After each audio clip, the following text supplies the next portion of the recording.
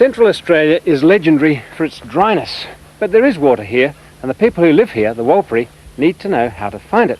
So they use all the tracking and signs in the book. For example, there's certain birds that are a giveaway. Corellas, those white cockatoos, are never very far from free water. Budgerigars, the same.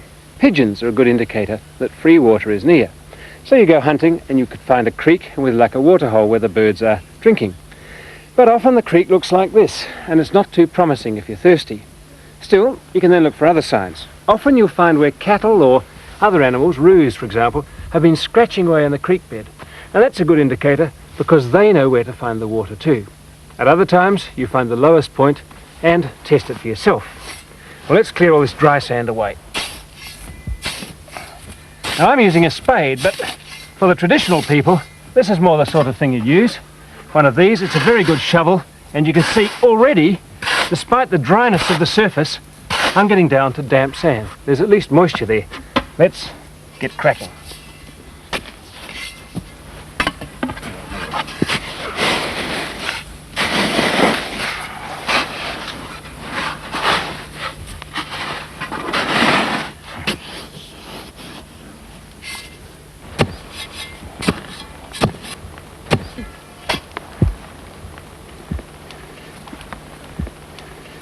Now this is strikingly warm work, and you wouldn't want to get it too wrong.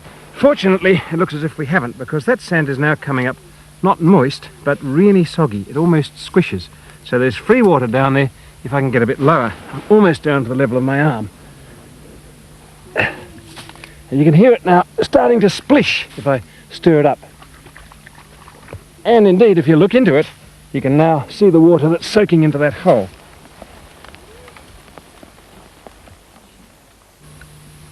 Now that would save your life. You could drink that and survive, but it's pretty murky.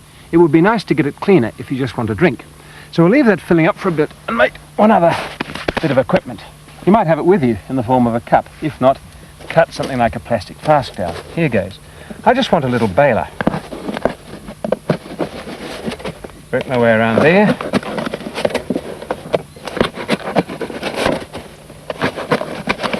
And cut the bottom off to make a small bailing bucket. Not pretty, but serviceable. Now the trick is this. I've stirred all that water up to make it dirty, and as I press the sides, more stuff flumps into it. But if I can slowly extract the dirty water, it'll be replaced by clean water flowing in sideways through the sand, and that will be filtered.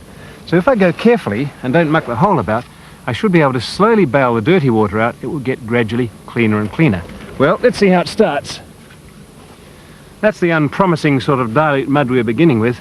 Let's just keep bailing and see how it turns out.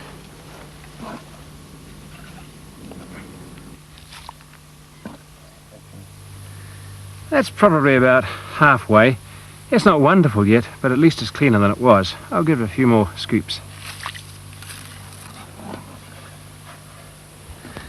And that's about as good as I'll get this particular hole, I think. Well, it's not pure, it's not perfect, but after a digging stint like that, it's very welcome. Let's see. Distinctly mineral water, but refreshing for all that, and quite cool too, because it's been underground. Well, birds thrive on it, animals need it, and if you can't get your hands on any other water, this is a lifesaver.